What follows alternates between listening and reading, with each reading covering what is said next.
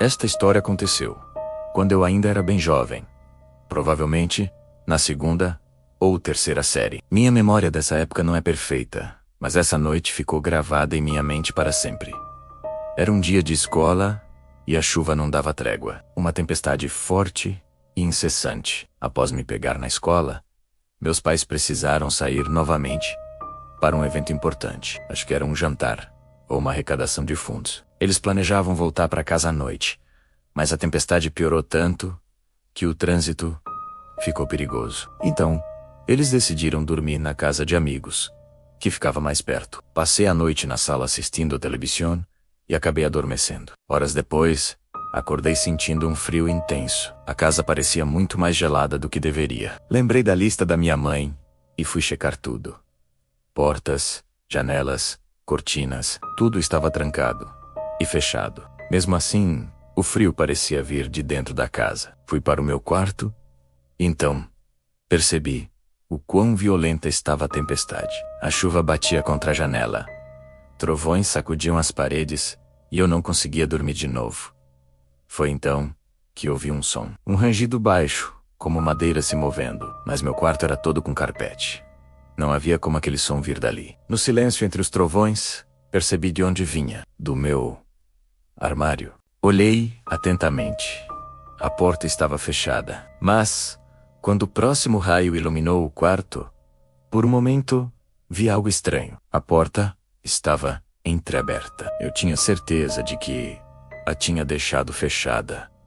Foi quando ouvi passos descendo a escada. Mas não eram passos comuns. Eles soavam desajeitados, como se alguém tropeçasse ou caísse de degrau em degrau. O som se aproximava da mesa. E então eu vi duas pernas, nuas, cobertas de lama e com arranhões, tingidas de um tom amarelado estranho. Não dava para saber se eram de um homem ou de uma mulher. Os pés estavam sujos, pingando água pelo chão. A coisa carregava algo na mão. Era uma chave inglesa. Meu coração quase parou. Eu sabia que, se ela se agachasse para pegar a ferramenta, me encontraria. Fiquei imóvel, sem respirar, enquanto observava. Por longos segundos, ela ficou parada. Então, finalmente, seguiu tropeçando pela casa. Algum tempo depois, ouvi a porta da frente se abrir e fechar. Fiquei escondido por muito tempo, sem coragem de me mover. No silêncio, só conseguia pensar que realmente havia alguém dentro da minha casa, no meu quarto, e eu poderia ter morrido naquela noite. Quando o dia amanheceu, subi de volta para o quarto. Meus pais nunca souberam de nada, pois eu tinha medo de contar e ser culpado por não ter seguido todas as instruções corretamente. Guardei aquele segredo por anos, até ter coragem de revelar a eles. Mas a verdade é que depois daquela noite, nunca mais consegui dormir da mesma forma. Passei a precisar deixar luzes acesas, desenvolvi medo do escuro, e até hoje, quando lembro daquela noite, sinto o mesmo arrepio da criança que ficou escondida embaixo da mesa, esperando o pior. Moral da história: nunca esqueça de trancar suas portas. O acampamento perigoso. Meu nome é Anisha.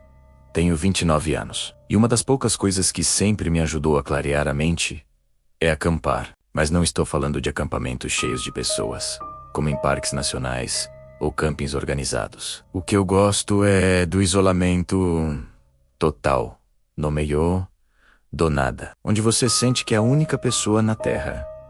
Cresci no norte da Califórnia e passei boa parte da vida adulta aprendendo a encontrar esses lugares isolados. Essa história aconteceu há alguns meses, logo depois do fim de um relacionamento complicado. Eu precisava de um tempo sozinha, então simplesmente peguei meu carro, algumas coisas, e fui para um ponto escondido à beira de um rio que eu já conhecia. Era um lugar escondido, acessível por uma estradinha de terra quase invisível.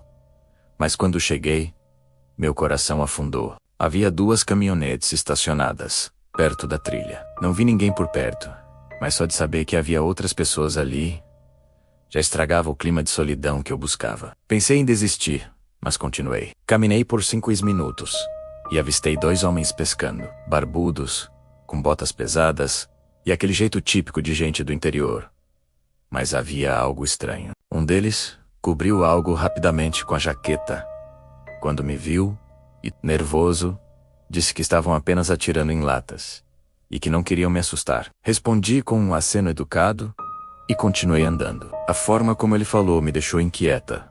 Era forçada, como se estivesse tentando parecer natural, mas falhando miseravelmente. Ainda assim, tentei ignorar. Afinal, pessoas no meio rural podem ser estranhas, com desconhecidos. Encontrei um ponto escondido entre as árvores e montei meu acampamento. A chuva fina começou a cair, o que até ajudou a relaxar. Mas mais tarde, quando estava à beira do rio, percebi algo perturbador. Um dos homens me observava do outro lado do rio. Ele me viu, acenou e perguntou meu nome. Sem pensar, respondi. E foi aí que ele tirou algo do bolso. Parece um celular, mas não era. Era uma câmera descartável. Ele simplesmente tirou uma foto minha e saiu andando como se nada tivesse acontecido.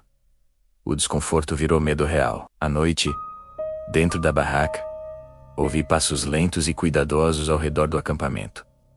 O coração quase saiu pela boca. Peguei minha arma, sempre levo uma quando vou para a floresta, e saí, iluminando com a lanterna. E lá estava ele, o mesmo homem, escondido atrás de uma árvore, segurando um machado, com o rosto vazio e sem expressão. Fria, levantei a arma e disse firme: sai agora ou eu atiro. Ele não se mexeu, só murmurou algo sobre seu amigo Ivan, dizendo que precisava cuidar dele. Eu não quis saber o que isso significava. Disparei para o alto. Um tiro de alerta. Ele se assustou, deixou o machado cair, e a adrenalina tomou conta de mim. Fiz ele tirar os sapatos para dificultar uma perseguição. Revirei seus bolsos e o forcei a me devolver minhas coisas. Peguei o machado e joguei os sapatos no escuro. Com a lanterna nele o tempo todo, mandei ele andar para longe. Assim que desapareceu de vista, eu corri. A chuva caía forte e a floresta era sombria. Eu tropeçava, ouvindo cada estalo atrás de mim, como se fosse ele me seguindo. Quando cheguei ao meu carro, as duas caminhonetes ainda estavam lá. Não pensei duas vezes. Joguei minhas coisas dentro e arranquei dali. Assim que consegui sinal no celular, liguei para a polícia e contei tudo. Meses se passaram e eu nunca soube se encontraram aquele homem. Mas a frase que ele disse ainda me persegue. Tive que cuidar do Ivan. O que será que ele quis dizer? Prefiro não descobrir. O que eu sei é que, se eu não tivesse armado naquela noite, provavelmente não estaria viva para contar essa história.